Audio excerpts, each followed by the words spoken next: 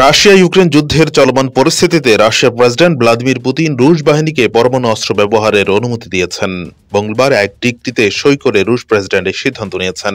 মনে করা হচ্ছে, যুক্তরাষ্ট্রের মাধ্যমে ইউক্রেনকে রাশিয়ার ভূখণ্ডের গভীরে ক্ষেপণাস্ত্র হামলা চালানোর অনুমতি দেওয়ার পরিপ্রেক্ষিতে পুতিন এই পদক্ষেপ নিয়েছেন।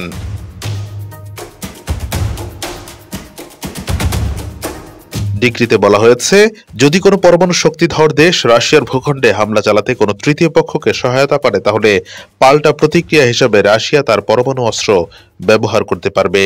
ডিক্রিতে আরও উল্লেখ করা হয়েছে, যে দেশগুলোর নিজস্ব পরমাণু অস্ত্র নেই, যদি তৃতীয় কোনো পক্ষ তাদেরকে পরমাণু অস্ত্র দেয়, তাহলে সেক্ষেত্রেও রাশিয়া এই দেশের বিরুদ্ধে পরমাণু অস্ত্র ব্যবহার করতে পারবে।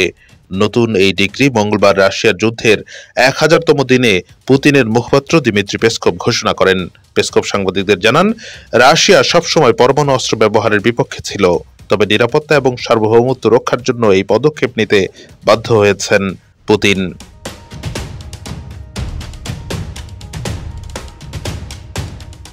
মস্কোতে ক্রেমলিন কার্যালয়ে আয়োজিত এক ব্রিফিংয়ে পেসকভ বলেন, পরমাণু অস্ত্র নেই এমন কোনো আগ্রাসী দেশের সঙ্গে পরমাণু অস্ত্র সমৃদ্ধ কোনো দেশ যদি জোটবদ্ধ হয়, তাহলে তা আর একক নয়, বরং যৌথ হামলায় পরিণত হয়। আর এমন পরিস্থিতিতে নিজেদের নীতি অক্ষুণ্ণ রেখে যে পদক্ষেপ নেওয়া উচিত, আমরা সেটিই নিয়েছি।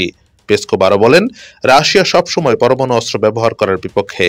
আমরা শুধু আমাদের নিরাপত্তা, সার্বভৌমত্ব এবং অখণ্ডতা রক্ষার জন্য এই সিদ্ধান্ত নিতে বাধ্য হয়েছি। এদিকে গত 2 দিন আগে যুক্তরাষ্ট্রের বিদায়ী প্রেসিডেন্ট জো বাইডেন ইউক্রেনকে রাশিয়ার ভেতরে দূরপাল্লার ক্ষেপণাস্ত্র হামলার অনুমতি দিয়েছেন। এর পরিপ্রেক্ষিতে পুতিনের এই পরমাণু অস্ত্র ব্যবহারের অনুমতির সিদ্ধান্তকে প্রতিক্রিয়া হিসেবে দেখা হচ্ছে। বিশ্বজুড়ে এই পরিস্থিতি নিয়ে উদ্বেগ বেড়েছে, বিশেষ করে যখন পরমাণু অস্ত্র ব্যবহারের সম্ভাবনা সামনে এসেছে। অন্যদিকে রাশিয়া পারমাণবিক যুদ্ধের সম্ভাব্য ঝুঁকি মোকাবেলায় মোবাইল বোমা শেল্টার স্থাপন শুরু করেছে। KUBM নামের এই বিশেষ আশ্রয় কেন্দ্রগুলো পারমাণবিক বিস্ফোরণের শকওয়েভ রেডিয়েশনের পাশাপাশি প্রচলিত অস্ত্রের বিস্ফোরণ, ধ্বংসাবশেষ, রাসায়নিক পদার্থ ও আগুনের মতো বিভিন্ন ঝুঁকি থেকে 48 ঘন্টা পর্যন্ত সুরক্ষা দিতে সক্ষম। সম্প্রতি প্রকাশিত এক প্রতিবেদনে ব্রিটিশ বার্তা সংস্থা রয়টার্স এই খবর জানিয়েছে। রাশিয়ার জরুরি মন্ত্রণালয়ের গবেষণা প্রতিষ্ঠান জানিয়েছে, মোবাইল শেল্টারগুলো শুধু সামরিক হুমকি নয়, প্রাকৃতিক দুর্যোগ ও মানবসৃষ্ট বিপদ থেকেও নাগরিকদের সুরক্ষা দেবে। দেশটির সামরিক ও নাগরিক নিরাপত্তা ব্যবস্থায় শেল্টারগুলো একটি গুরুত্বপূর্ণ সংযোজন। Anwar Hossain, BD archive.